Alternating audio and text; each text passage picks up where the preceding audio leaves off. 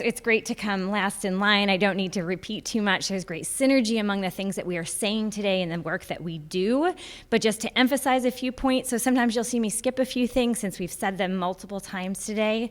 But we know my work is primarily with people with developmental disabilities, and we know that there are significant disparities, in health outcomes and social determinants of health. And one of the things that I think many of us in this space today are committed to is the idea that new knowledge, scientific discoveries, can help drive social and health equity.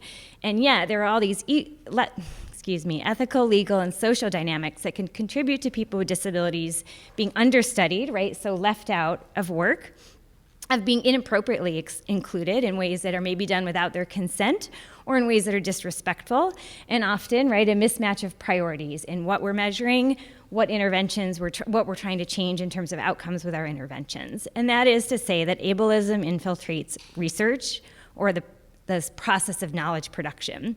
So what I want to focus on today is a few things around the responsible inclusion of people with disabilities, developmental disabilities in particular, both as research participants as well as research partners, and to say that it's possible and feasible, as many of us have been talking about. So the first thing I want to talk about is just a general framework for thinking about how do we approach research in an anti-ableist way.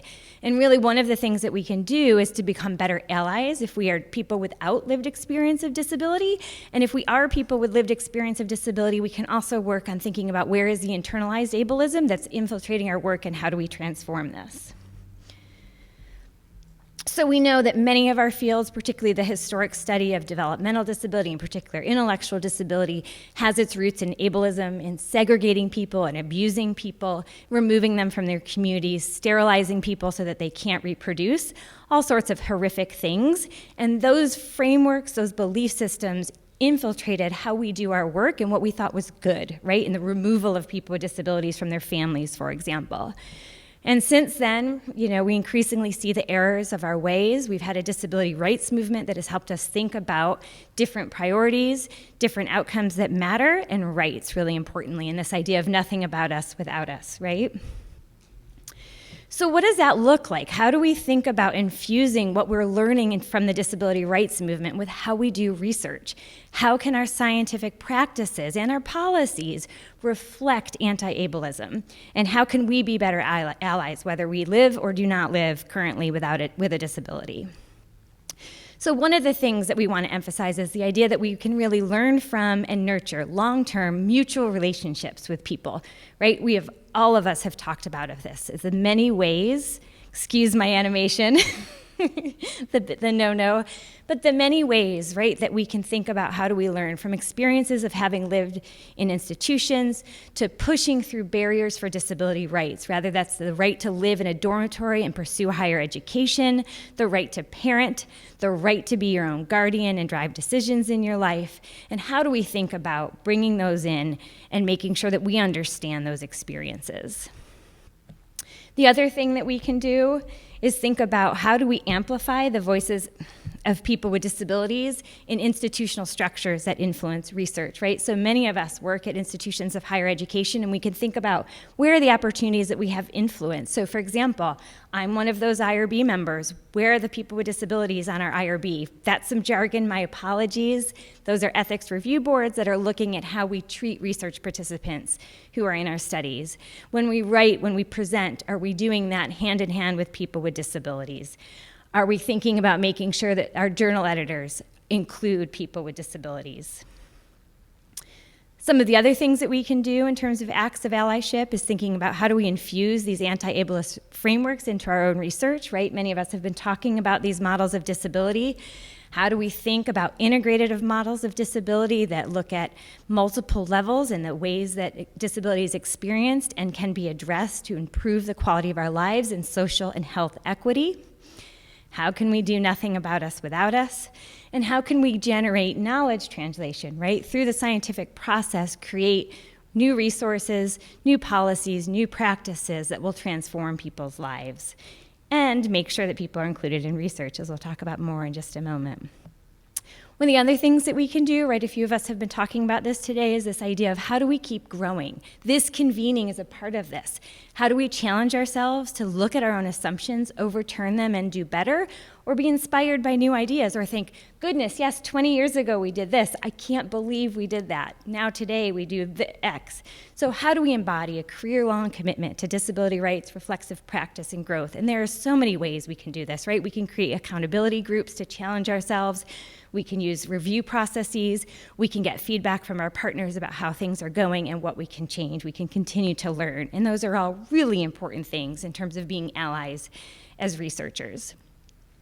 The other thing I wanted to touch upon, I'm hopefully not going to make you too dizzy. I wanted to touch upon several different topics today.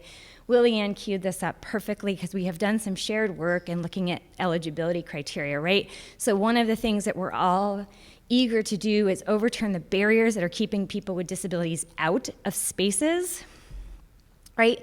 We know people with disabilities want to be in research and that they need to be in research in order for that knowledge to be inclusive of them and be able to transform their lives, right? If people with Down syndrome are left out of trials that address dementia, how are they going to benefit from those interventions? How are we going to know if those interventions are safe or not for them? Importantly, here in the United States, our regulations say, you shouldn't categorically exclude people, right? Oh, that's interesting. And yet we know, looking at some work that's been done internationally, is that we are observing that people with intellectual disability, in particular, as well as others, are routinely left out of medical or biomedical research. So we wanted to look a little deeper. What are the factors that are contributing to the exclusion of adults with intellectual disability from general population research, right? So again, that shared thread. And what's exciting is Willie Ann and her colleagues, and me and my colleagues, we looked at the same population. So we used clinical trials that were listed on a federal website, different samples, different methods, same conclusions. So there's some robustness in these findings, right? And so what we did was we looked at 3 different things to look to see what extent, ours was drilled down just really looking at people with intellectual disability. Are they included based on eligibility criteria in clinical trials? So we looked for inclusion, right? Are there accommodations? Can you allow proxy consent, for example? Or is there direct exclusion on the basis of intellectual disability or other cognitive impairment? Or are there's other mechanisms of indirect exclusion that are likely going to keep people with intellectual disabilities from participating in general population health clinical trials? Same conclusion, exclusion is highly, highly likely. So I have on the screen a little graphic that shows the ways you can get funneled out of research from that which is most common to least. And exactly as Willie Ann was seeing, what we saw was almost 50% of the studies that we looked at, the clinical trials we looked at, allowed researcher discretion. Absent any standardized process, absent any standardized guidance, research staff discretion. I can't remember who was it. Was it you, Kim, that you said something like you wouldn't be able to participate in the study, right? Just this belief that you can't be in, and we know that that's such a problem. We also saw a lot of exclusion on the basis of consent capacity, ability to read or write. Can't we accommodate that without messing up the integrity of the study or its measure? And very little evidence, only about 25% of the studies would allow an adult with an intellectual disability potentially to be included.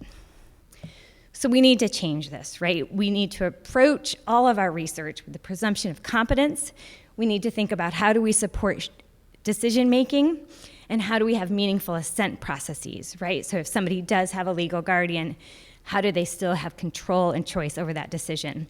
We really need to do a better job with setting clear exclusion criteria and inclusion criteria, right? So before we do that study, how do we really have safety-based criterion that are based on reliable information, not perceptions or beliefs about safety? Oh, they're too weak. Oh, they couldn't handle emotional distress. We need to exclude them. As well as, of course, the scientific motivations. And we really need to develop a set of standardized, unbiased, and valid assessments that take into account people's baseline and need for accommodations potentially in order to reduce bias in how we're excluding people from clinical trial participation. We need to build an accessibility from the how we do the studies to who's doing the studies and their capacities, community engagement, which I'll talk about in a moment. And of course, we need to think about trustworthiness, right? Who's going to enroll when they don't trust? What are you doing? Are you legitimate? Are you going to hurt me? All of those kinds of issues. Still okay? Need a stretch? I do sometimes. So one of the other things that we're currently doing, and I was laughing this morning because this is actually work under review, and I think there's probably a high probability that one of you in this room is reviewing or has reviewed the paper recently. So hopefully you don't think it's garbage. But we really wanted to look, to look more at decision-making for research participation for adults with intellectual disability, right? And so the opportunity to make a choice that is informed, that is voluntary, and that is ongoing to be in or not be in a research study is one of the pinnacle pieces of how we think about doing research in ways that respects people's rights and keeps their well-being intact. And yet, of course, we know that consent is often a challenge for some populations and yet another mechanism for keeping people out of research. What's really important is when you look at our US regulations, they do say we should have targeted scrutiny and potentially, I want to underscore the potentially part of this, supplemental safeguards that will allow us to protect the rights and well-being of those who are vulnerable to coercion or undue influence. Consent capacity, which is a construct I think we have lots of ideas about and I need to kind of poke at a little bit more, is how do we think about the ability to understand information, reason about that relevant information, what are those risks, what are those benefits, how would it impact my life, and make a voluntary choice about whether we're in a research study or not. What's really important about the construct of consent capacity is that it needs to vary with the complexity of a research participation decision. It is not static, and it can be influenced, right? It's adaptable, changeable by the environment, by dynamic environmental, temporal, and personal factors. And it is a distinct construct that is distinct from broader decision-making capacities, right? So for people with many forms of disabilities, our legal process through which people's rights to make decisions are removed via guardianship at the state level is focused on healthcare decisions, financial decisions, maybe residential decisions. We may be talking about very different types of decisions when we're talking about research participation. So we did a systematic review to look at what's happening here in the United States in terms of approaches to consent with adults with intellectual disability. Not too many studies doing this and talking about it, right? So they have to include people with intellectual disability, adults with intellectual disability in their research, and then actually report on the consent process and outcomes. What I want to focus on today is just a few highlights of our recommendations that are based on that systematic review. So one of the things we've all been talking about this today is how do we think about making sure we educate researchers and IRB researchers, right? It's not just disability researchers that are responsible for doing this change and changing their practices and moving towards inclusion.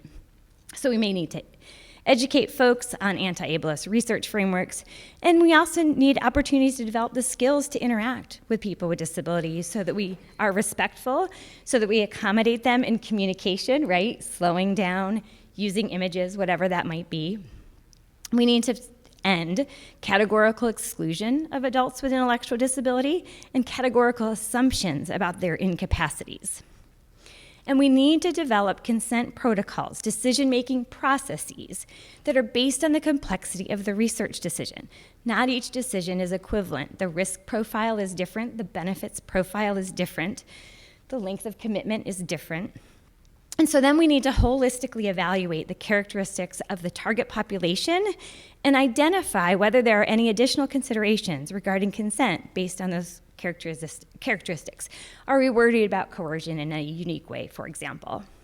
Then we need to think about how do we develop additional tools to enhance informed, voluntary, and ongoing consent, right? Accommodations. And then, right, as we've been talking about from this eligibility work, how do we make sure that we develop study-specific a priori requirements for the demonstration of consent capacity? That consent capacity should be anchored to the complexity of the decision that needs to happen and all the different ways that you can try to accommodate in helping people understand information, setting up dynamics that are not coercive, and having, perhaps if you need it, an assessment process that's not discriminatory on the basis of disability. We further recommend that we need to develop study-specific a priori protocols for individuals who do not demonstrate consent capacity, right? This can be yet another mechanism for exclusion, and sometimes it can be based on a presumption, and sometimes it can be based on an inaccessible consent process. So what do you do when that happens?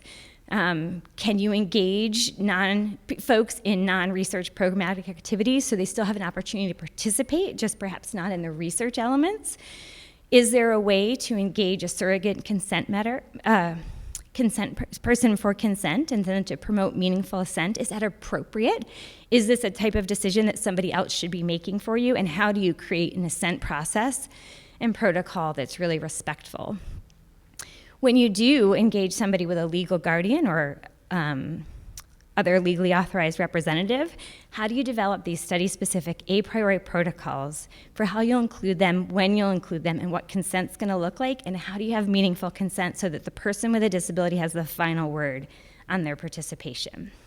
I'm gonna skip that. And so I think this isn't the breaking news at this point anymore, but right, so those of us who do research, we usually, always, practically, have a consent process. And some of us pull these terrible templates from our university website because we feel like, or we're told that they're required. And then we have this document that's supposed to inform prospective research participants about a research opportunity, and they can't make sense of it. It's dense text, it's full of jargon. It looks like it's to protect the university or the researchers and not the participants. So it's just to say there are lots of ways that you can. What's required is the information. What's required is an accessible process. You don't have to use templates. So it's a quick example of, one largely line of sentence per line of text, images, bullets, all of those kinds of things. Personalizing it, who's doing the research and showing a picture of them, using other visuals to help people communicate their choices. Still all right? One last thing, and this is where I'm gonna, great, 5 minutes, perfect. So the other thing that I do, and a lot of us do together, is community-engaged research, right? So these are the ways that folks with lived experience and folks with degrees in scientific degrees in higher education come together to figure out what to study, how to study it, do the data collection, make sense of what's been found, and share that out. This is a slide that we've developed as part of Aspire, the Academic Autism Spectrum Partnership in Research and Education. You can go up to our website and see lots of resources from our team. What I love about this graphic is it talks about the differences in terms of community members and academic members or academic researchers. We each make different and yet equally valued contributions to the research process. However, there's often structural ableism that is keeping some people with disabilities from taking more meaningful and complete roles in the research process. So one of the things that happens in the United States is that generally our institutions require general education on research ethics. Has anyone taken CITI training? Did you learn anything? Right, so we often have to take this terrible web-based training. Most of it is based on reading. Some of it has some videos available. It is not engaging. It doesn't foster learning. There are very simple knowledge tests that you have to go through to show that you've passed, and then you can issue a certificate and show it to your IRB and say, I'm qualified to do research with people. The CITI training and others like it are not cognitively accessible for people with developmental disabilities, and they're not tailored to the types of roles that they're going to take on as community research partners.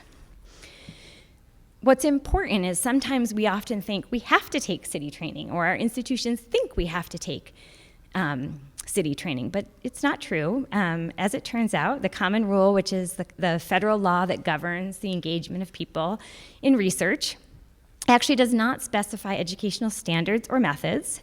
The accreditor in this space talks about just the idea that key people who are doing the research need to be educated, and guess what? That education can be tailored to the role, and it's principal investigators or project leaders who are responsible for making sure that people are qualified. So we developed Research Ethics for All with support from PCORI, and this is an alternative to, it's a big siren going. This is an alternative to CITI training. So what it does is it provides disability accessible, disability rights informed education in ethical issues in social and behavioral research. It helps community research partners understand their rights and responsibilities related to the responsible conduct of research. And it was created via an academic community partnership. So quick highlight, we did a big training analysis to look at what other programs were teaching. We did a systematic literature review to see what ethical issues were coming up in terms of doing community research with community research partners with developmental disabilities and research with this community. And then we did a whole lot of stakeholder engagement to figure out what should we teach, how do we make it cognitively accessible. Research Ethics for All has a lot of baked-in accessibility features, right? So we have a choice of captioned videos or written training in terms of accessing the didactic material. It's all in plain language. We use lots of images that are not abstract, that hopefully convey meaningful ideas. We have a glossary of all these fancy jargony words that we use in research. We provide memory supports, so the materials don't make you have to memorize. There's a lot of multimodality, active learning with application to real-life experiences, and we try to really reduce the cognitive load. We cover 5 different topics. Community engaged scientific research, just what are the basics, what is it? History of scientific research with people and rules, getting people involved in research, so here's where we're talking about the ethics of recruitment and consent. Keeping research participants safe, right? So what are the risks? What are the safeguards? How do those safeguards promote autonomy, promote dignity, promote respect? And then what are community research partners' rights? So for example, authorship. It also importantly leads to a certificate of completion. This program is designed to be delivered by an educator, a project leader, if you will, and they do an individualized certification process. And we're really glad to say that so far people have had a positive experience with certification. We were able to create something that doesn't feel like a test and where people feel like they could succeed, which is exciting. I'm going to skip that.